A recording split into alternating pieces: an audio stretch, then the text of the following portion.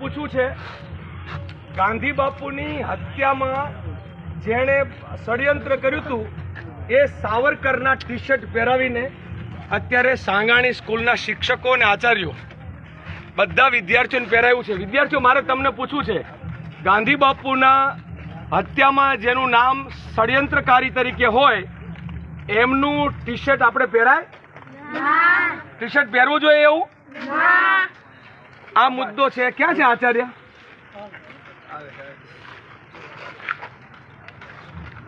School dress પણ આ નથી. સ્કૂલ ડ્રેસ જો અંદર પહેરો ને સ્કૂલ ડ્રેસ અંદર પહેરો ને એ સ્કૂલ ડ્રેસ મેં પૂછ્યું હતું વાલીને.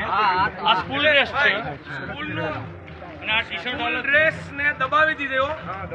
આ વિડિયો તો સ્કૂલ રહેવા દો, રહેવા દો, ઘડીક રહેવા દો, રહેવા દો, ચાલ શું કરો?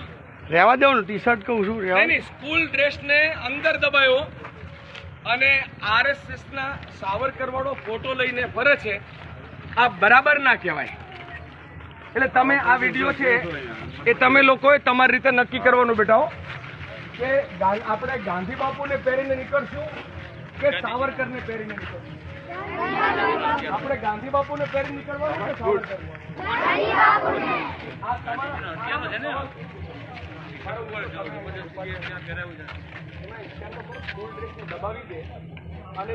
સાવરકરના ફોટાવાળા ટી શર્ટ પહેરીને ગમે પણ એનો ડ્રેસ, સ્કૂલનો ડ્રેસ આજે ગંગા યાત્રા સાવરકર ભેગું. ગુજરાતી ગાંધી બાપુની હત્યા જેણે કરી એના ટી શર્ટ આપણા નાના નાના છોકરાઓને શરમ નથી આવતી તમને?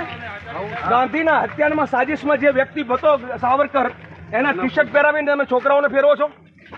અરે દાતા, હું કાલ તમને નથુરામ ગોડસેનું ટી શર્ટ આપું, કાલ તમને હું દાઉદ નું આપું, પહેરાવી દેશો?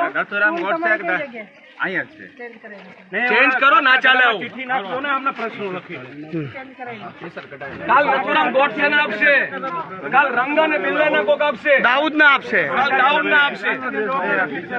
એટલે આવી રીતના સાવરકર ના ટી શર્ટ પહેરાવીને આઝાદીને બદનામ ના કરો. ઇમરાનભાઈ એસએમસી કમિટી ચેન્જ કરશે.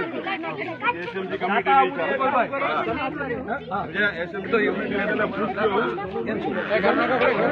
આપ સવાલ ઉઠાવવાનું ચાલુ કરો. ગાંધીજી, સરદાર પટેલ, આપણે બોલો મહાત્મા ગાંધી જિંદાબાદ, જિંદાબાદ, જિંદાબાદ. ગાંધી બાપુ અમર રહે, અમર રહે, ગાંધી બાપુ અમર રહે, અમર રહે, મહાત્મા ગાંધી અમર રહે, અમર રહે.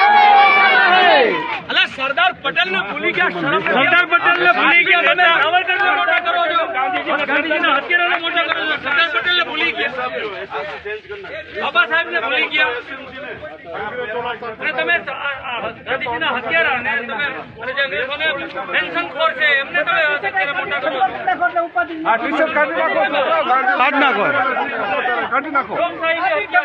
ગમે આપે ગમે પહેરીને લેવાનું. સ્કૂલ ડ્રેસ સિવાય બરાબર. કાલે તમને દાવ પૂછવાનો બરાબર. એસએમસી ને પૂછ્યા વગર નિર્ણય ન લેતા ને. એસએમસી ચેન્જ કરજો. એસએમસી તમે હાવ ઝીરો ડ્રામા આવી ગયો. ચેન્જ કરી નાખો.